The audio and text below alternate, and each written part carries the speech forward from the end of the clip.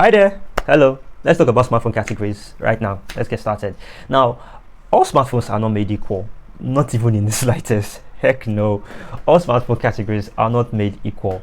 They may all look the same from the outside, and I've seen lots of people like argue like, why is this $500 and why is this $300? What's the difference between both, and why is that over $1,000? Is it brand name? Is it this? Is it that? Phones are phones. Just buy one and use. I wish that were true.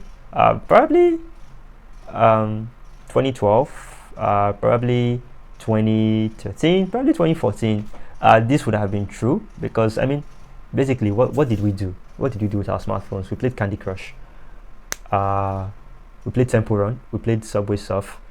We basically played simple games, Cooking Fever, and like nearly all from entry level up to flagships could run all of these games, and all cameras were just wacky as at the time. Although Samsung with their Galaxy Zoom, they made a camera and attached a phone to it instead of it being the other way around. But no, all smartphones are not made equal, not even in the slightest. So I think, especially now in the modern era that we live in, it's very important. It is very, very important that we are able to know the differences between phones and the different ways that they are categorized. And I think that's very, very important.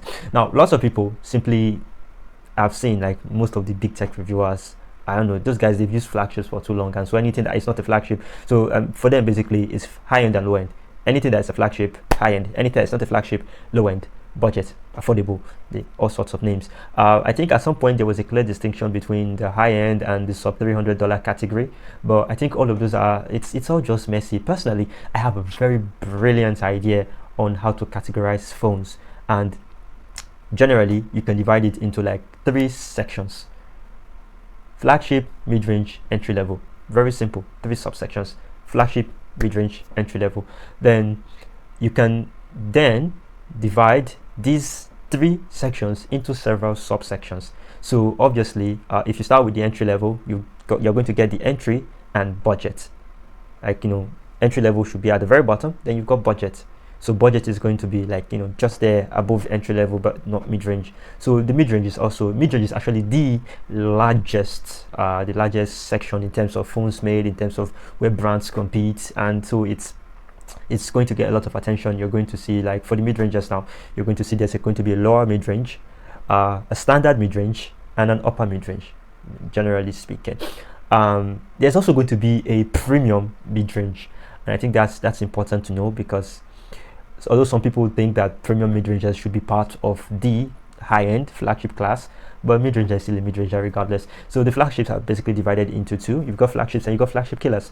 It's that easy. So how does this work, and why should you, as a smartphone user, you're about to buy a smartphone, why should they concern you? That's because these different segments of smartphones determines what you can get out of your smartphone in terms of performance. When I say performance, I mean how well the CPU or the phone itself is going to perform.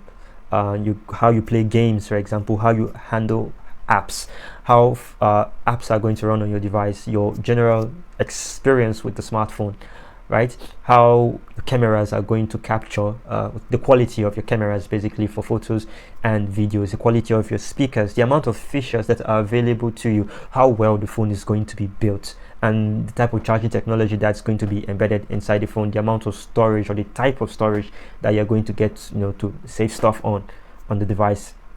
These are very, very important, because like I always say in most of my videos, I've seen people go and pick up an entry-level device that they want to play games on it, not just games, serious games on it. They want to run PPSSPP on it. They want to run PlayStation 1 or PlayStation 2 emulators on it. They want to play AAA titles on it, and such devices are not built for such. They can't handle such, and then they get disappointed and they get angry. No, you just did not do your research, bro.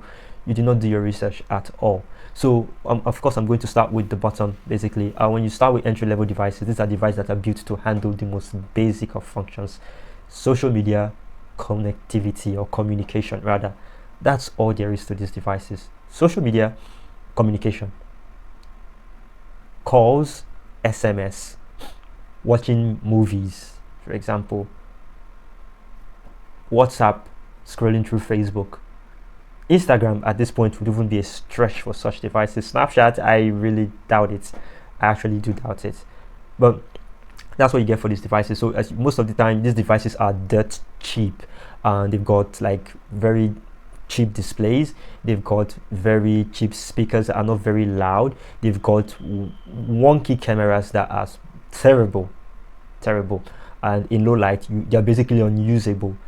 And they've got like most of the time they usually do have big batteries, but batteries have poor charging tech, so here it's going to take a while to fill them up. But when it comes to the processors, they use very weak SoCs, really weak. Usually octa-core SoCs that have A53 processors on it, CPUs on it, A53 CPUs that you find on those ones. So there's really not a lot of processing power on entry-level devices.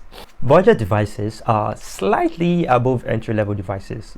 Depends though on how the phone was made or the parts used in making these phones, but they are above. It's where you start to see like some amount of like processing power or camera ability or battery. It's basically where you start to see some power on your device. Now budget devices are those devices that they can handle basic Android functions, but they go a tier above with improved camera performance, with improved battery performance, with improved processor performance. So you can see devices that are in the budget range now. They can handle like demanding game titles, but at low settings, because anything above that, you start seeing the phone begin to heat up. They can take decent pictures. They can do okay, or even though they lack some very key features, like on most Xiaomi phones, and not just Xiaomi phones, other brands too. You'd see something like they'd lose. There will be no infrared. On it, so the ability for them to be able to use, people buying such devices to be able to use their phones as a remote control will be gone. There will also, like, you won't find compasses there, you won't find gyroscopes, you won't find some kind of like important sensors and all that, and then like the processor itself may not like be very powerful, but you know that these are budget devices that can actually do okay, but they're not there yet. Moving on, you have the mid-range devices. So mid-rangers are like very good, but we have to know that all mid-rangers are not the same. A mid-range device using a Snapdragon 662, for example, or using a MediaTek Helio G85 processor, for example, cannot be the same as a phone using a Snapdragon 732G or a MediaTek Helio G99. Absolutely not. They may both be considered mid-range devices. Yes, they are. But in terms of ability, they're actually not the same. So it's very important that you know what you are getting. Not that somebody tells you that it's a mid-range device, buy it, and then you go and you cannot really tell the difference between a Snapdragon 662, a Snapdragon 665, or a Snapdragon 678, 680, and a phone with a Snapdragon 720G, 732G, 695G, and all that. So it's very important that you know that mid-rangers have very good processors. Yes, they have very good cameras. Yes, performance-wise, like they've got nearly all of, a lot of the features that you'd find on the flagship, you would find them on the mid-range. It's just that the mid-range, just like they are going to be like a step, in fact 2 or 3 steps below the flagships, but you get where you're going. I think one of the reasons why lots of people are screaming about Android this or Android that is because many of them use entry-level or budget devices and budget Android devices, and then one morning they just switch, and then they make the leap all the way up to an iPhone that's a flagship, and obviously it's going to be like, wow, there's going to be a huge difference in performance, in response, in what they can do with their phone cameras and all that. And I think this is why it is very important that people should know these things. Like those people that shout all Androids are they're not necessarily the same. So that's for the mid-rangers. Flagships, obviously, what do I have to say here? They've got the best of everything. They've got it, because I think most, if all Android flagships are looking to compete with the iPhone, they may not tell you that they are, but generally we know what it is. It's fighting for market share. So obviously, since Apple only ever makes flagships, obviously they control a very sizable portion of the flagship market, which Samsung and Xiaomi and BBK are coming up, are trying to wrest that market away from them.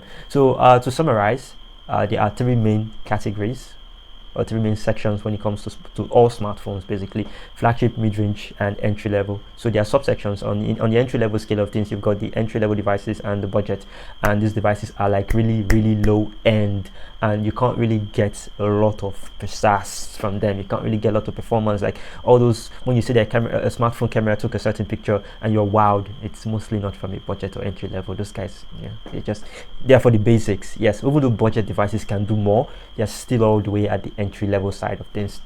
The mid-range is, squat in the middle, and they can do basically nearly everything that flagships can do, and they can handle games. They can take excellent pictures. I mean, I have been running this channel on 1 year. Yeah, this channel should be over a year now with my smartphone, right? And it's been doing well for me. I edit videos on it. I play my games on it, and I would tell you that if you pick a very good mid-ranger, you're set. You're good. And I mean, sometimes if you have a solid mid-ranger, you probably don't even need a flagship. But then again, a flagship is a whole nother experience, and flagships can do basically everything and anything that you can expect from a smartphone. Flagships have all the best features, all the new technologies get there, like everything goes up to the flagship. So therefore the flagships are a lot more expensive. The mid-rangers are quite affordable, really affordable, although ever since 2020, global chip shortage, COVID-19, the prices of phones have been skyrocketing, and inflation and failing economies around the world, the Russia-Ukraine conflict, not helping at all. Entry-level devices are cheap and really really dirt cheap, but after using a mid-ranger, it's very hard to go back. You can never go back. It's never the same experience, trust me. It's never the same. So if you're getting a phone, put this in mind, tailor your needs, check, do whatever you've got to do. I run a consultancy, I run consultations now, consultancy services for a token fee.